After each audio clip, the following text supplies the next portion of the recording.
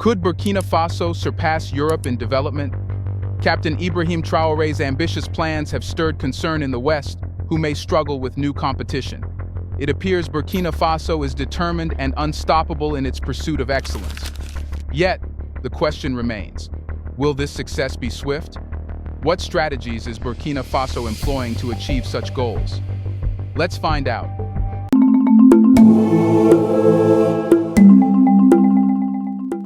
Captain Ibrahim Traore has recently delivered a significant speech outlining the transformative changes he envisions for Burkina Faso.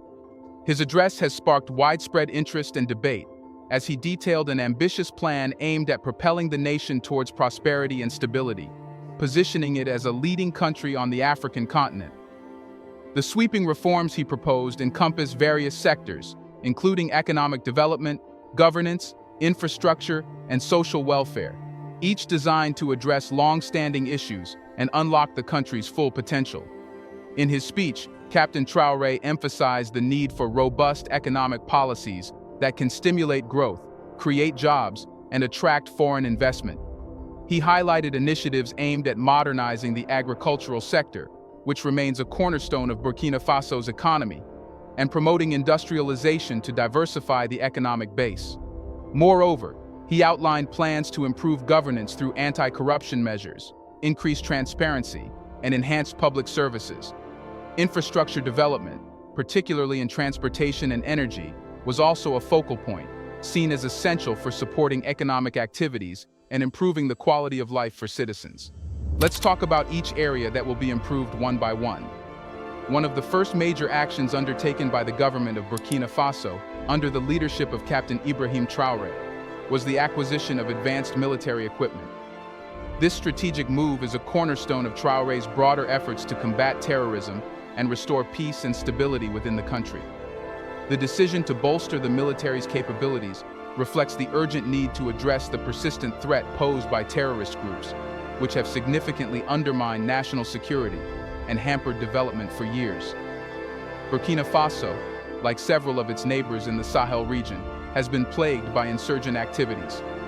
These groups have conducted numerous attacks, targeting civilians, security forces, and infrastructure, leading to a climate of fear and instability. The government's response, under Traore's leadership, has been to strengthen the military's operational readiness and enhance its ability to conduct effective counter-terrorism operations. By acquiring sophisticated military hardware, including armored vehicles, drones, and advanced communication systems, Burkina Faso aims to improve its defensive and offensive capabilities. The primary motivation behind this significant investment in military equipment is clear: to fight terrorism and protect the nation's sovereignty. The enhanced military capability is intended to enable more efficient surveillance, quicker response times to threats, and more successful engagements with terrorist elements. This, in turn, is expected to restore public confidence in the government and its ability to provide security, which is a fundamental prerequisite for economic and social development. Captain Traore has articulated that the acquisition of military equipment is part of a broader strategy to create a safer environment conducive to growth and development. By neutralizing the terrorist threat, the government hopes to create the conditions necessary for investment, both domestic and foreign, and to pave the way for long-term prosperity. A secure environment is essential for various sectors, including agriculture, commerce, and education, to thrive. The aim is not merely to contain the terrorist threat, but to eliminate it, thereby allowing the country to focus on constructive development activities. While the primary motivation for these military acquisitions is to combat terrorism, it is also important to acknowledge the secondary implications of this buildup. The enhancement of Burkina Faso's military strength may inadvertently shift the regional power dynamics, potentially challenging the influence of greater powers within and outside Africa. This is not the primary intention of Captain Traore's administration, but rather a byproduct of the efforts to secure national peace and stability. A stronger military can act as a deterrent against any external aggressions or undue influences, thereby safeguarding Burkina Faso's autonomy in its policy decisions. In addition to bolstering the nation's military capabilities, President Ibrahim Traore has taken significant steps to address the economic and infrastructural needs of Burkina Faso. Recognizing the critical role of agriculture in the country's economy and the devastating impact of conflict on infrastructure, Traore has implemented measures to revitalize these sectors. A month ago, he distributed various agricultural tools and equipment to farmers across the nation, aiming to boost food production and enhance agricultural productivity. More recently, he handed over construction materials and equipment to communities to rebuild infrastructure that has been damaged by years of conflict. Agriculture is the backbone of Burkina Faso's economy, employing a significant portion of the population and contributing substantially to the nation's GDP. However, the sector has faced numerous challenges, including outdated farming practices, lack of modern equipment, and the adverse effects of climate change. President Traore's administration has prioritized the distribution of advanced agricultural tools and machinery to address these issues. These include tractors, plows, irrigation systems, and other essential equipment that can help farmers increase their yields and improve the efficiency of their operations. The distribution of agricultural equipment is intended to transform the agricultural landscape of Burkina Faso. By providing farmers with the tools they need to enhance productivity, the government aims to achieve several key objectives. Firstly, increasing food production is crucial for ensuring food security in a country where many people face chronic hunger and malnutrition. With improved agricultural practices and access to modern equipment, farmers can produce more food, reducing the country's reliance on food imports and improving the nutritional status of the population. Secondly, boosting agricultural productivity can drive economic growth and development. Higher yields and more efficient farming methods can increase the incomes of rural households, who make up a large proportion of Burkina Faso's population. This, in turn, can stimulate demand for goods and services, creating a positive ripple effect throughout the economy.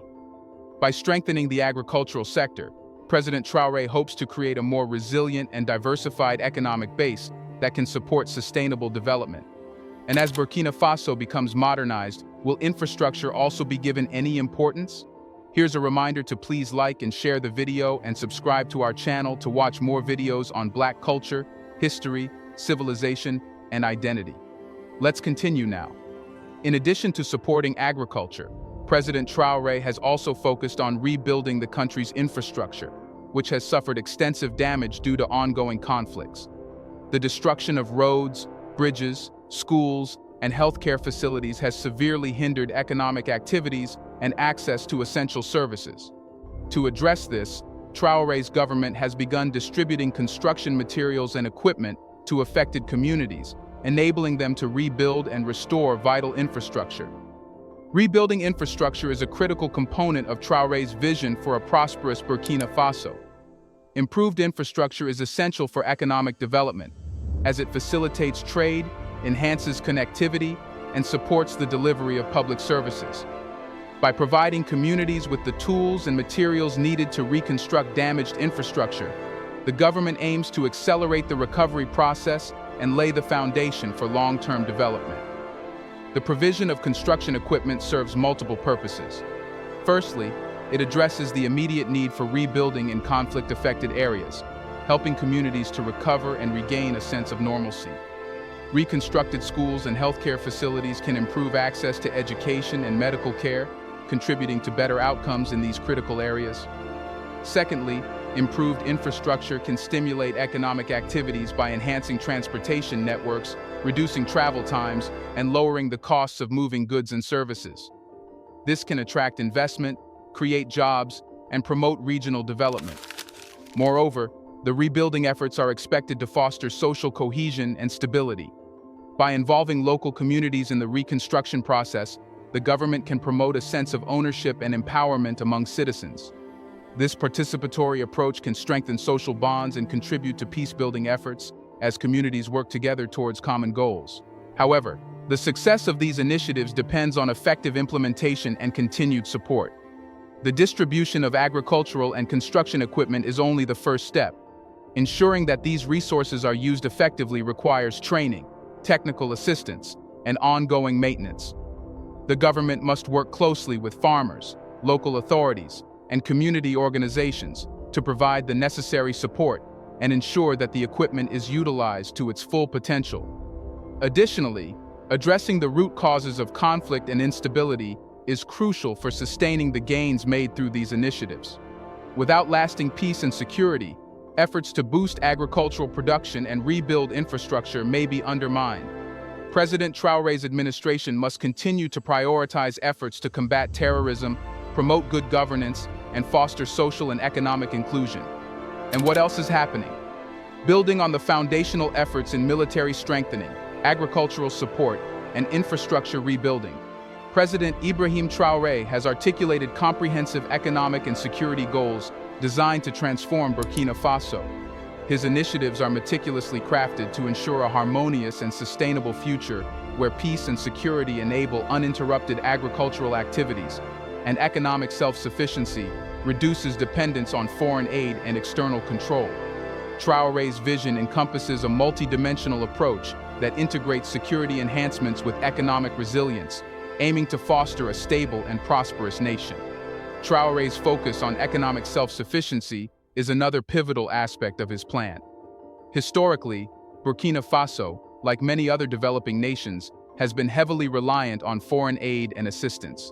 While such aid can provide immediate relief, it often comes with strings attached, leading to a degree of external control over national policies and priorities. Traore's initiatives aim to break this cycle of dependency by fostering self-reliance and economic independence. Traore's vision for economic self-sufficiency also includes harnessing Burkina Faso's natural resources more effectively. The country is rich in minerals, including gold, which has been a significant source of revenue. By implementing better management practices and ensuring that the benefits of resource extraction are equitably distributed, Traore aims to use these resources to fund development projects and improve public services. This approach seeks to create a virtuous cycle where natural resources are used sustainably to generate long-term economic benefits.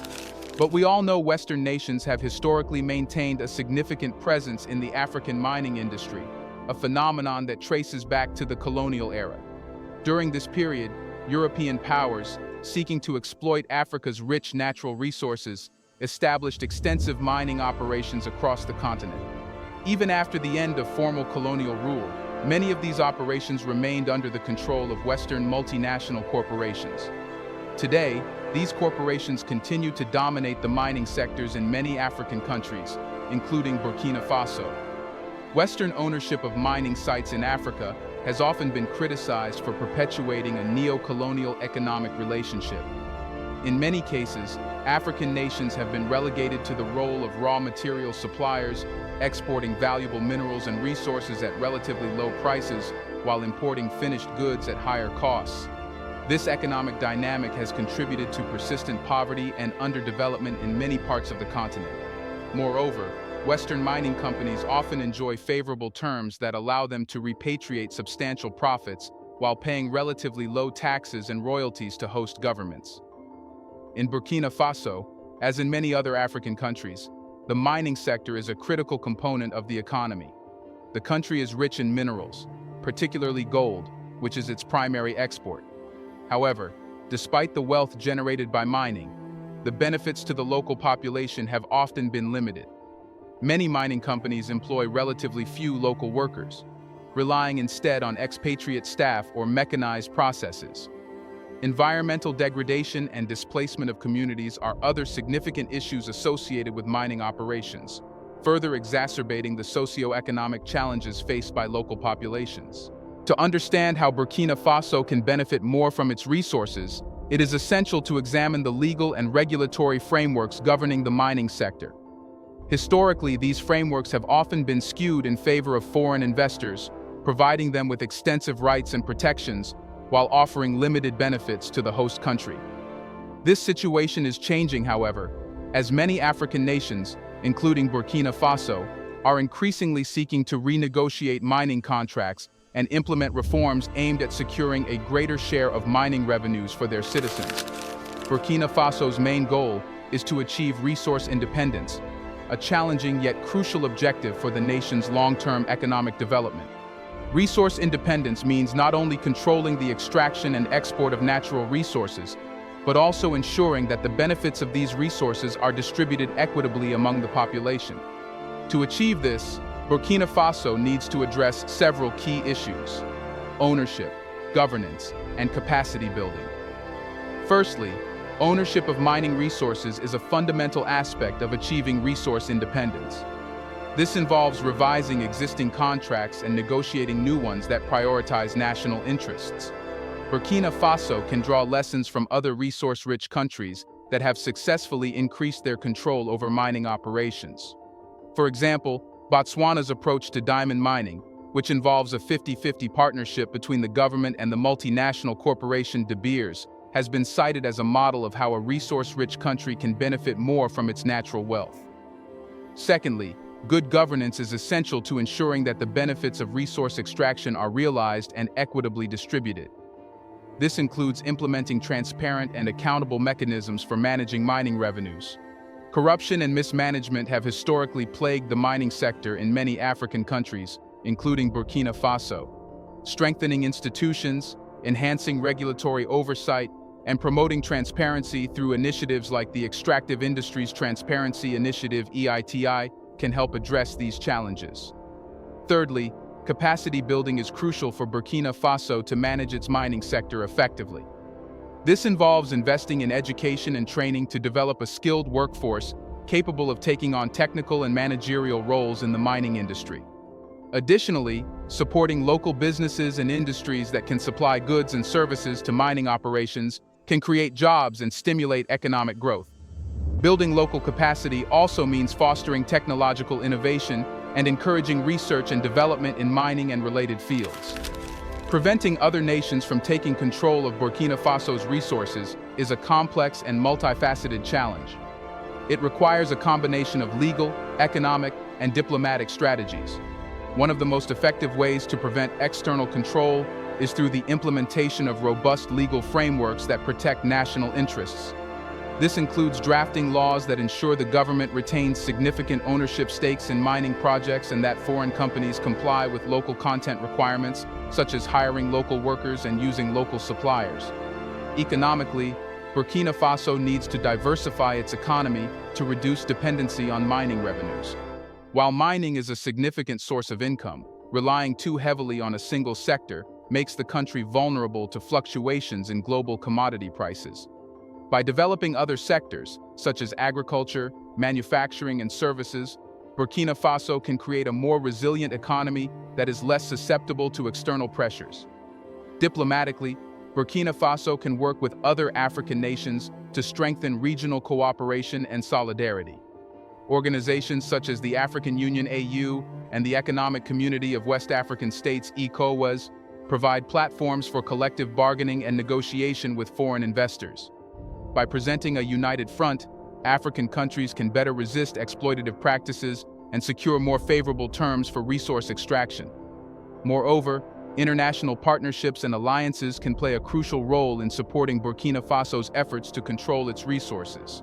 Collaborating with countries that have successfully navigated similar challenges can provide valuable insights and support.